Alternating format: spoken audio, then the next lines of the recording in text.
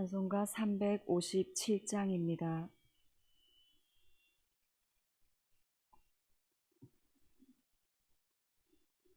357장입니다.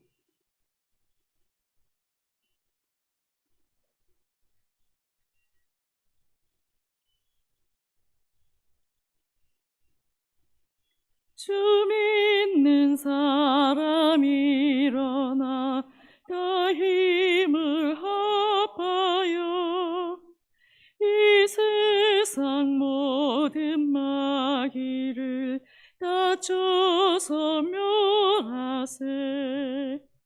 저 앞에 오는 적군을 다 싸워 이겨라.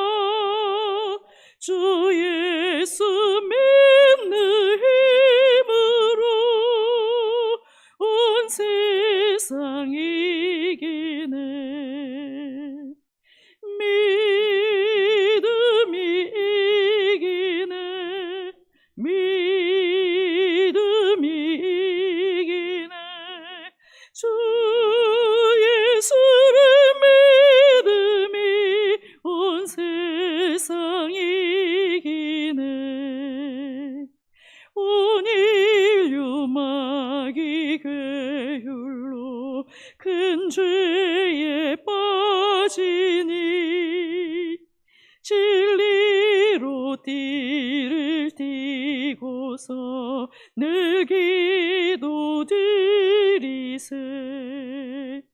참 믿고 의지하면서 겁없이 나갈 때 주 예수 믿는 힘으로 온 세상 이기네. 믿음이 이기네. 믿음이 이기네. 주 예수를 믿음이 온 세상 이기네. 끝까지 이긴 자에게 흰 옷을 입히고 또 영생 복을 주시니 참 기쁜 일일세. 이 어두운 세상 지나서 저 천성 가도록 주 예수 믿는 힘으로 온 세상 이기네. 믿음이 이기네. 믿음이 이기네. 주 예수를 믿음이 온 세상 이기네. 마태복음 9장 14절에서 26절입니다.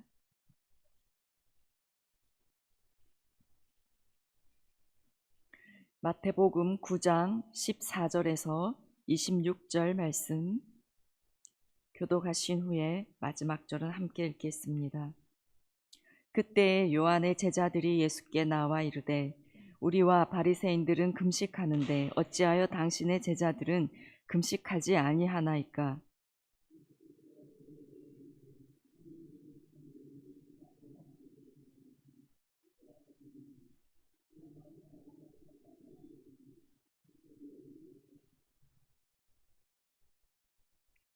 생배 조각을 낡은 옷에 붙이는 자가 없나니 이는 기운 것이 그 옷을 당기어 헤어짐이 더하게 됨이요.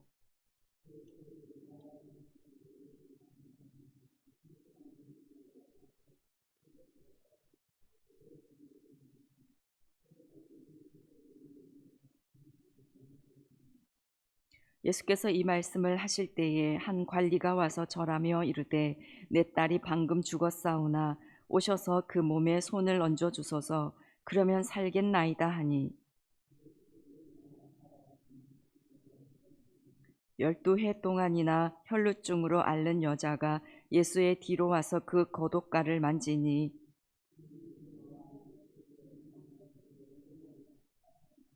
예수께서 돌이켜 그를 보시며 이르시되 딸아 안심하라 내 믿음이 너를 구원하였다 하시니 여자가 그 즉시 구원을 받으니라.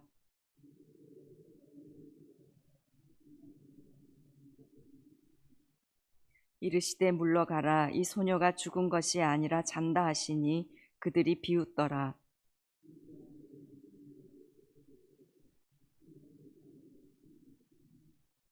그 소문이 그 온 땅에 퍼지더라. 아멘. 오늘 본문 14절은 그때에라는 단어로 시작합니다. 어제 본문의 내용을 기억하실 것입니다. 예수님께서 마태의 집에서 식사를 하고 계셨죠. 그때에 세례 요한의 제자들이 예수님께 와서 14절을 보시면 그때 요한의 제자들이 예수께 나와 이르되 우리와 바리새인들은 금식하는데 어찌하여 당신의 제자들은 금식하지 아니하나이까? 어찌하여 당신의 제자들은 금식을 하지 아니하나이까? 어찌하여 아니하나이까? 이러한 말들은 당연히 금식해야 하는데 왜 안 합니까? 라는 것입니다. 당시 바리새인들은 월요일과 목요일 일주일에 2번씩 꼭 금식을 하였습니다. 요한의 제자들도 세례 요한의 금욕적인 삶을 본받아서 더 금식하였습니다. 그래서 오늘은 금식하는 날인데 어째서 금식하지 않느냐? 당연히 해야 하는 걸 왜 하지 않고 있느냐라는 뜻입니다. 그러면서 예수님과 제자들을 그들만의 기준으로 판단하고 분노하고 있습니다. 이 질문에 대해서 예수님은 3가지 예를 들어서 대답을 해주십니다. 첫 번째는 15절입니다. 예수께서 그들에게 이르시되 혼인집 손님들이 신랑과 함께 있을 동안에 슬퍼할 수 있느냐? 그러나 신랑을 빼앗길 날이 이르리니 그때에는 금식할 것이니라. 첫 번째 예는 신랑과 함께 있는 혼인집 손님들입니다. 결혼잔치에 온 손님들이 신랑과 함께 있는 동안은 기뻐하고 즐거워하는 것이 당연합니다. 예수님이 오셔서 죄인들과 함께 먹고 마시는 것은 신랑 대신 하나님께서 오셔서 죄로 인해 포로되었던 아내 이스라엘을 회복하고 계심을 의미합니다. 예수님이 신랑 대신 하나님이시고 예수님과 식사하는 세리와 죄인들, 제자들은 회복된 이스라엘인 것입니다. 그러니 그분과 함께 먹고 마시며 기뻐하는 것은 당연한 것입니다. 오히려 신랑 대신 예수님과 함께 회복을 누리고 기뻐해야 할 때에 예수님의 정체성을 제대로 알지 못해서 계속 금식하고 있는 바리새인들과 요한의 제자들이 이상한 것입니다. 두 번째 예로 16절입니다. 생배 조각을 낡은 옷에 붙이는 자가 없나니 이는 기운 것이 그 옷을 당기어 헤어짐이 더하게 됨이요. 생배 조각은 새옷감을 말하죠. 이 새천을 낡은 옷에 붙이는 경우가 없다라고 합니다. 이 새천을 낡은 옷에 붙여 물에 넣으면 새천이 급격하게 줄어들어서 낡은 천을 당겨서 옷이 해지기 때문입니다. 메시아이신 예수님의 역할은 그저 유대 전통의 약한 부분을 보충해 주는 그런 정도가 아니었습니다. 예수님은 이스라엘을 근본적으로 회복시키며 완전히 새로운 시대를 여시는 분이셨습니다. 쉽게 표현하면 예수님이라는 생배를 낡은 옷과 같은 바리새인들의 유대 전통에 덧댈 수 없다라는 뜻입니다. 아예 새 옷을 만들어야 한다라는 뜻이죠. 세 번째 예는 17절입니다. 새 포도주를 낡은 가죽 부대에 넣지 아니하나니 그렇게 하면 부대가 터져 포도주도 쏟아지고 부대도 버리게 됨이라. 새 포도주는 새 부대에 넣어야 둘이 다 보존되느니라. 16절 말씀과 같은 의미의 말씀입니다. 포도주를 가죽 부대에 담아 놓으면 숙성되면서 팽창하기 때문에 부대가 한계점까지 늘어나게 됩니다. 그런데 새 포도주를 낡은 포도주 가죽 부대에 넣으면 이미 최대치로 늘어난 부대가 견디지 못하고 터져버리게 되는 것이죠. 그래서 포도주는 쏟아지고 부대도 버리게 됩니다. 율법을 완성시키러 오신 이스라엘의 회복자요 구원자이신 예수님을 구약의 율법에 종속시킬 수 없다는 것입니다. 율법의 전통을 기준 삼아 예수님을 평가하는 것이 아니라 새로운 시대를 여는 예수님이 율법을 성취하신 분이심을 깨닫고 그분이 구원자요 메시아이심을 깨달아 아는 자가 되어야 하는 것입니다. 18절 이후에는 바리새인이나 이 요한의 제자들과는 대조적으로 예수님을 새로운 시대를 여신 절대적 구원자로 본 사람들이 등장합니다. 18절을 보시면 예수께서 이 말씀을 하실 때에 한 관리가 와서 절하며 이르되 내 딸이 방금 죽었사오나 오셔서 그 몸에 손을 얹어 주소서 그러면 살겠나이다. 여기서 말하는 한 관리는 마가복음 5장에 나오는 회당장 야이로를 말합니다.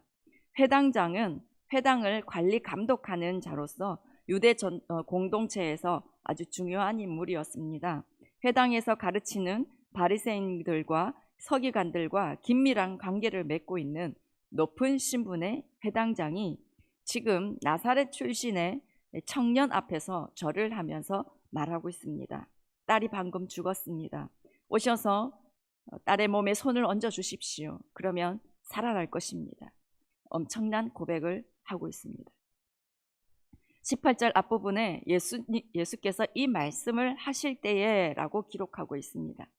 요한의 제자들과 바리새인들이 율법의 틀에서 벗어나지 못하고 예수님을 비난하고 있는 그 상황 가운데서 기존의 유대 사회가 배척하는 예수님께 나와서 회당장은 예수님은 죽은 사람도 살리는 분이라고 지금 상식을 뛰어넘는 믿음의 고백을 하고 있는 것입니다.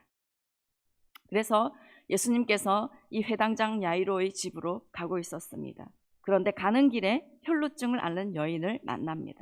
20절을 보시면 12해 동안이나 혈루증으로 앓는 여자가 예수의 뒤로 와서 그 겉옷가를 만지니 이 12년 동안이나 지속적으로 하혈한 이 혈루증 앓는 여인은 육신적으로도 오랫동안 고통과 어려움을 겪었지만 레위기 15장에 의해 이 병을 앓는 사람도 부정하고 이 병을 앓는 사람과 접촉을 한 사람까지도 부정하게 되기 때문에 이 여인은 오랫동안 사회적으로 격리와 배척을 당하는 어려움을 겪었습니다. 코로나로 인해서 약 2주만 격리를 해도 격리된다는 것이 얼마나 힘든 일인지를 경험하게 됩니다. 그런데 이 여인은 그렇게 12년을 지냈습니다. 그녀가 겪은 그 고립감과 배척당함은 우리가 겪어보지 않아 다 알지 못합니다. 그래서 이 여인은 상식적으로 알고 있었습니다. 자신이 예수님의 옷에 손을 대면 율법적으로 자신 때문에 예수님이 부정하게 된다는 걸 알고 있었습니다. 하지만 그녀는 완전한 구원자이신 예수님은 불결해지지 않는다라고 믿었던 것입니다. 21절에 이는 제 마음에 그 겉옷만 만져도 구원을 받겠다 함이라. 부정한 그 여인이 예수님 곁으로 가서 겉옷을 만지는 것은 엄청난 모험이고 자신이 위험에 처해질 수 있는 행동이기도 했지만 그녀는 그런 생각을 아랑곳하지 않고 오히려 그 옷가에라도 손을 대면 예수님의 능력이 자신을 치유하실 것을 굳게 믿었습니다.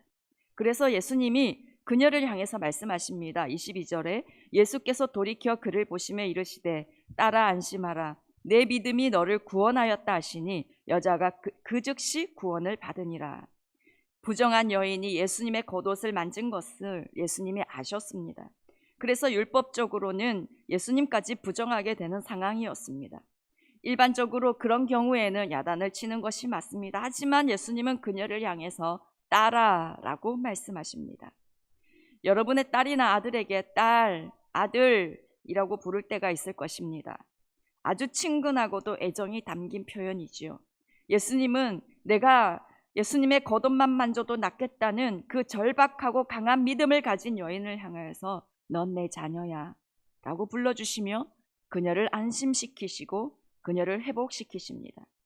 그동안 율법으로 인해 오랫동안 부정한 여인이라고 취급받으며 고립을 겪었던 마음의 상처까지도 컸던 그 여인을 향해서 주님은 그녀의 병만 고쳐주신 것이 아니라 넌 내 딸이야, 넌 내 자녀야 라고 하시며 전인적인 진정한 회복을 주신 것입니다. 예수님은 회당장의 집으로 가서 그 죽은 딸의 손을 잡아주시며 살려주십니다. 이것 또한 율법적으로 이 시신의 손을 대는 것은 부정한 행동이었습니다. 죽은 시신은 부정했고 또 그 신에 손을 대는 것은 손댄 사람까지 부정하게 되는 것입니다. 그리고 예수님은 말씀만으로 충분히 그 딸을 살릴 수 있는 분이셨는데 직접 그 딸의 손을 잡아 살려주십니다. 이것은 예수님이 부정한 자를 통해서 부정함을 입는 그런 존재가 아니라 부정한 자를 정결케 하시며 회복시키시는 구원의 주체이심을 드러내시는 것입니다. 24절에서 회당장의 딸이 죽어서 곡하는 사람들과 피리 부는 사람들이 와 있는 것을 보시고 예수님께서 이 소녀가 죽은 것이 아니라 잔다라고 말씀하시자 그들이 예수님을 비웃었습니다. 그들 생각에는 소녀가 죽은 것이 틀림없으니까요. 죽은 사람은 절대 다시 살아날 수 없다고 믿고 있었으니까요. 이것이 율법의 틀에 갇힌 사람들의 한계입니다.